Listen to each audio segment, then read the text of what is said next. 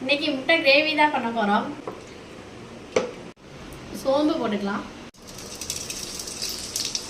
பொடியா கட் பண்ண பெரிய வெங்காயம், நல்லா கலர் மாறி வந்துருச்சு. நெக்ஸ்ட் இஞ்சி பூண்டு பேஸ்ட் போட்டுக்கலாம். தக்காளியை நைஸா அரைச்சி வச்சிருக்கேன், அதை இப்ப சேர்த்திக்கலாம்.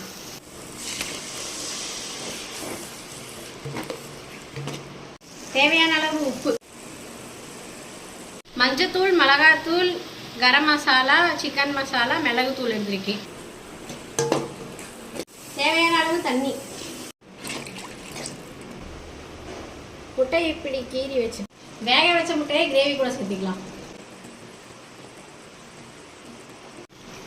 கிரேவி ரெடி ஆயிடுச்சு. இது இட்லி, தோசை, ரைஸ் எல்லாத்துக்கூடவுமே சூப்பராக இருக்கும். இந்த ரைஸ் ரெடியானதும் நான் சாப்பிட போறேன். நீங்களும் ட்ரை